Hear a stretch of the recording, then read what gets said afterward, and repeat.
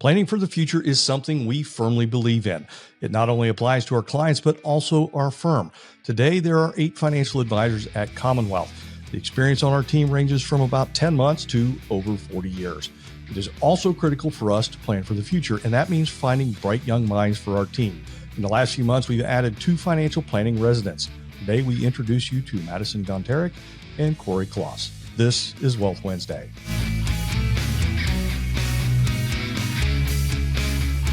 Hello, welcome back to Wealth Wednesday. If you'd like to see more that we do, please check out our YouTube channel. That is at Commonwealth Financial. And if you'd like to learn more about our firm, please visit cfswp.com. Today, we welcome in our 2 newest members of our team, financial planning residents, Madison Gontarek and Corey Kloss. Madison, we're going to start with you, Texas to Kentucky to Parkersburg. It's been a journey. Tell our viewers about yourself. Yeah, it sounds interesting, but it's not too interesting.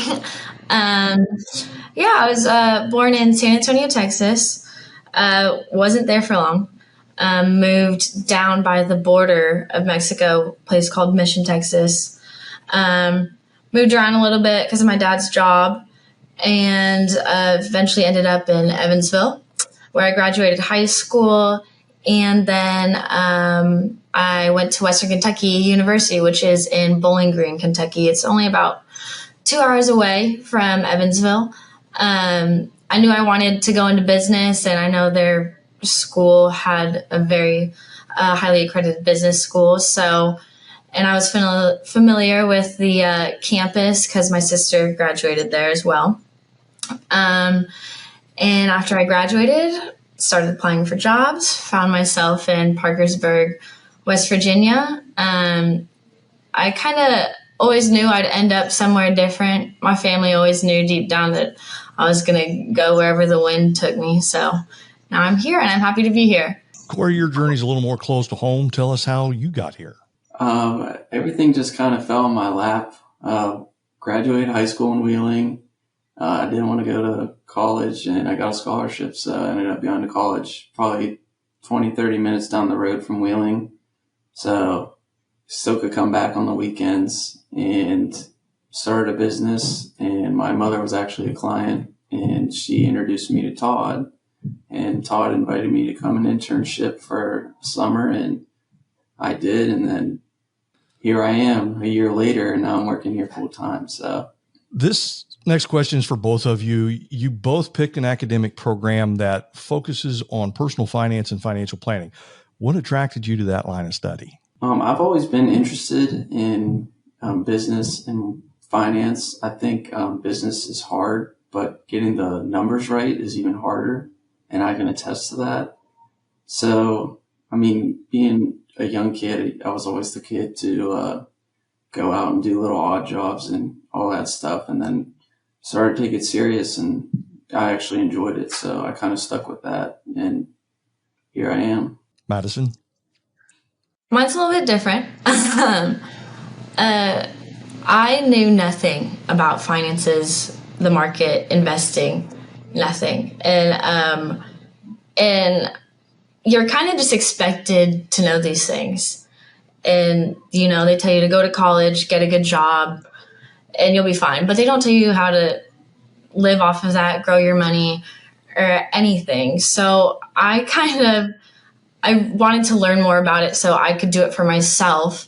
And now that I know a little bit about it, I really would like to educate people who don't know anything about it, who don't know what to do with their money, how to do it, or why they're going to be doing this. And I also know a lot of people who are entering the retirement age, and they're basically going to have to work until they die, unfortunately, because they don't have a plan. They don't have anything set up.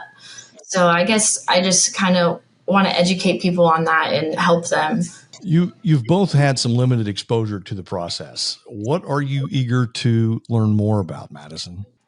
Yeah, so I'm eager to learn how different advisors work with different clients on the emotional and psychological aspects. Like last year, everyone had a terrible year. Everyone lost money.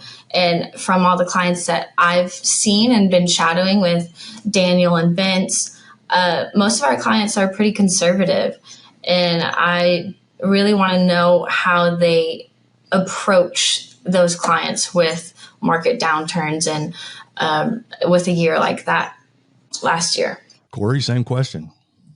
I'm just excited to meet the clients and form a bond with them. It's kind of strange to come into a place where everybody knows who everyone is and you're the only person who doesn't know anyone. You know, a lot of clients walk in the door and immediately all the staff knows them and greets them. So I am looking forward to creating a deep bond with them. Corey, you've kind of already touched on this question, but I'll kind of rephrase it in a way.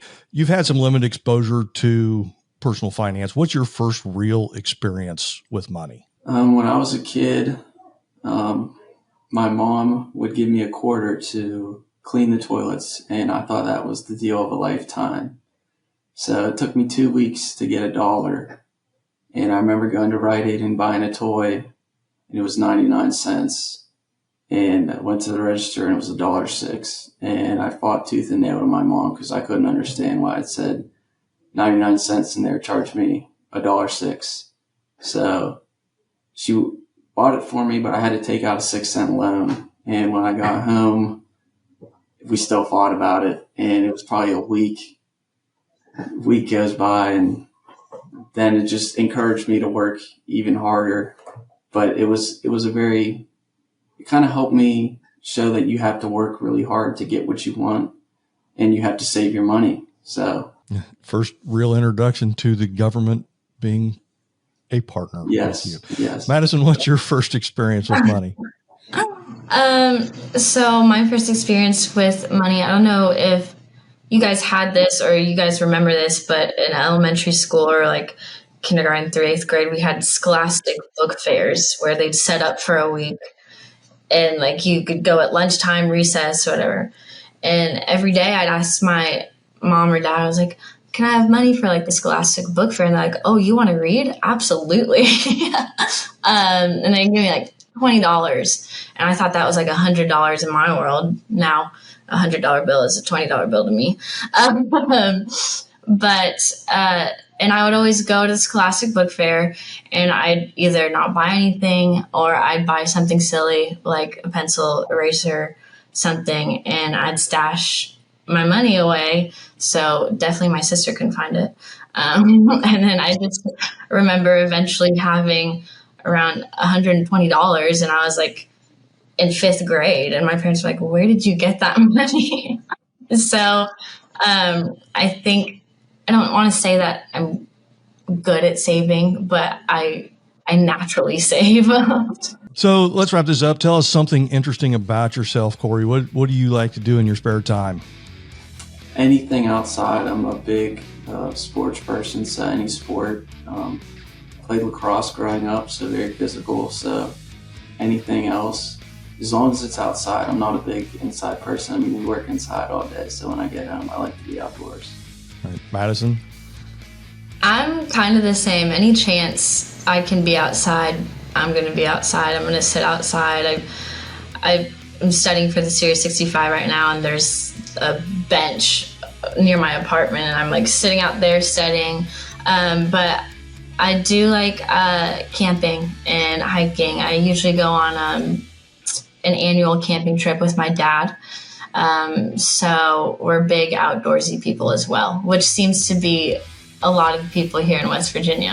If you'd like to learn more about Madison and Corey, you can see their profiles on our website. That's CFSWV. Join us again next week for another episode of Wealth Wednesday.